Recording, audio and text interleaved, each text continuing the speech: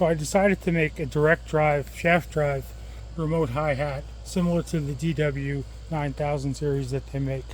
I had a Pearl Eliminator hi-hat stand. I reversed the cam on an old Pearl slave pedal so that it goes forward, and here we go.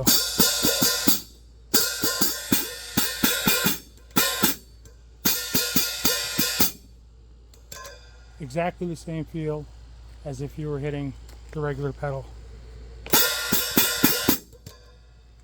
No lag. And my cable pedal, I didn't really notice so much a lag as it was just harder to push down. This I could definitely work better. Sorry about trying to stand and do that, but I think you see the point. It works really well. I just put it together, haven't even put it on the kit yet.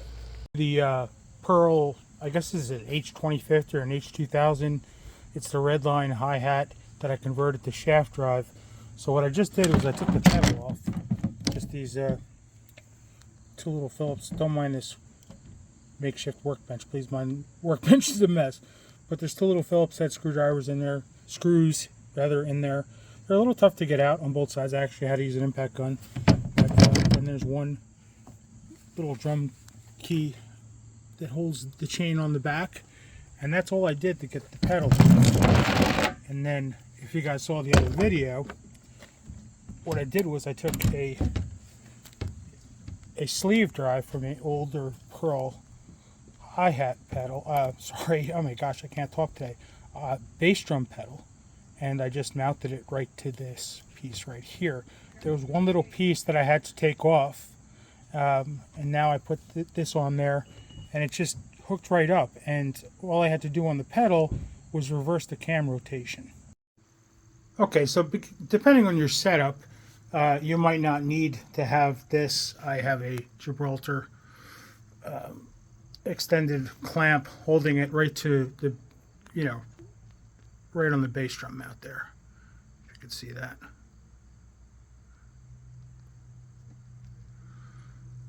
And then that's supporting this so it doesn't move. So for me, it just so happens to work out that if you look there, the post to my right kick pedal goes right in that leg.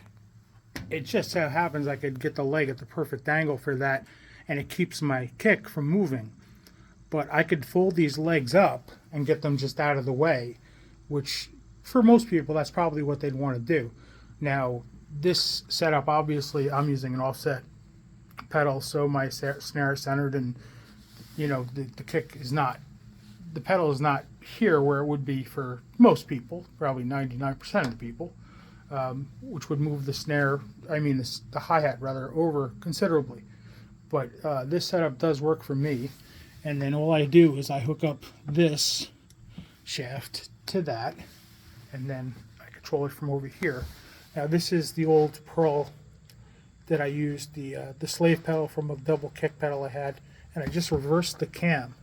I just took it apart and turned this around the other way so it's going in the right direction, so that it turns in the right direction, whether it's clockwise or counterclockwise, I don't know right now, but it makes the connection to this so that it moves the hat. And that's it. I'll show you a demonstration here in a second. Okay, the slave pedal's hooked up now.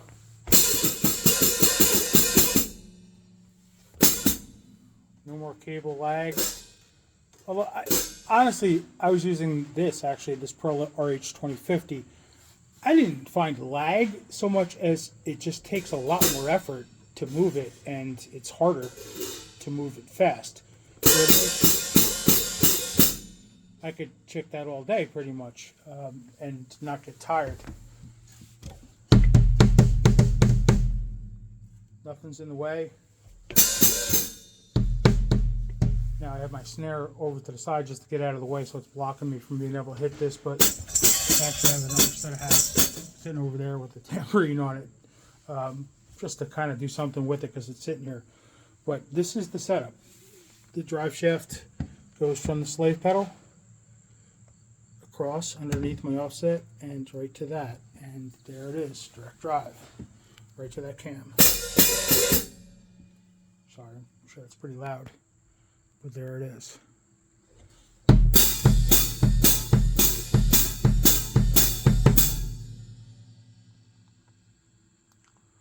What do you guys think? I mean, it's a lot less than a DW that has the shaft drive, and they make a really nice model too. But if you have a similar Pearl hi-hat, this is a Redline. I think it's an H2000 or an H2050. It's, I guess, their top of the line hi-hat stand, but they may have other models, I'm not sure, that have that attachment right on the side that you can connect to and make it work. And again, I'm using an offset pedal, so normally the kick pedal would be right here, and I'm sure for most people they're going to want their hi-hats to the left of their snare because that's what they're used to. But the whole point of this to me was to get it over here to my right. And I'm going to shut this video down for a second, and I'm going to put my snare in place. Okay, if I haven't said this already, don't mind the mess because my shed really is messed up. Those are my Pearl Eliminators, Demon Drives, but they're the chain ones. And I was considering using that. I might even use that slave pedal in place of this one, just to make it look a little better, quite honestly. But I don't know if I want to break up that set like that. Anyway, this is my RH2050 that's hooked up remotely. I can't hit it where it is, but it's just, honestly, I just want to hook it up because it was sitting there. This is my main hi-hat pedal. And then my left double bass pedal, and then my right.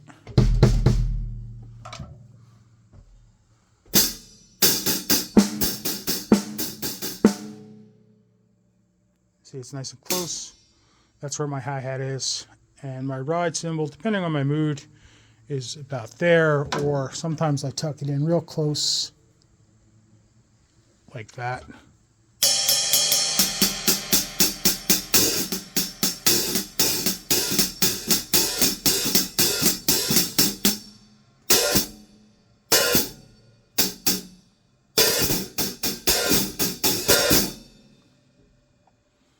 It works great, and I like my hi-hats in the middle. That's what I was doing for a long time, but I really like this setup. And I also happen to like my hi-hats being rather low. You know, normally hi-hats would probably be up around here for most people, about this level. I don't know, 10 inches, a foot higher than the snare. This is what, maybe 3? Or what I would tell my wife is 9, but this is about 3 inches, and it overlaps the snare, obviously. This is nice. By the way, that's my Ludwig Superphonic 6.5 by 14. It's the LM402. So I'm going to wrap this video up here. I think that pretty much explains everything and shows you how the setup works for me. Again, it might not work for you, depending on what pedals you're using. And I haven't tried this yet with a standard pedal in the standard position. I'm going to do that once I clear up this mess in here and make some room for some things, because I got drums piled everywhere and kits, and I really have to tear everything down and just make some room. I got some work to do in this shed before winter comes too, including a new roof. So I'm going to end this now. If you guys got any questions or anything, let me know. I don't know if I'm going to split this up into shorts or piece it up or put it all together as one video, but it'll probably be one long video plus some shorts. So again, subscribe and like, and my next project, whenever I get to it, is going to be my heel drive bass pedal, which will probably end up being a heel drive bass pedal and hi-hat. As time goes on, I'll probably put both of them together. I haven't figured out exactly how I'm going to do it yet, but I have already done it where it actually works. It wasn't very complicated. I was actually using that slave pedal right there, and just because it's reversed, I could turn it around and use it backwards and have a shaft drive to a master pedal, pretty much of any type that is a double bass. So it worked pretty cool, but I want to play around with that because I have no feeling in my feet, literally. So I can't tell sometimes how hard I'm pressing down, but I think it'd be easier with heel. I think. I'm not sure because I'd feel it more in my leg. But anyway, that's why I'm experimenting with that. But this is so I can get my hi-hats close and I don't have to cross over. I can reach it easy with my left and I can reach it certainly easy with my right. And again, because I keep it low, I can really dig into them and shoulder them real hard if I want to.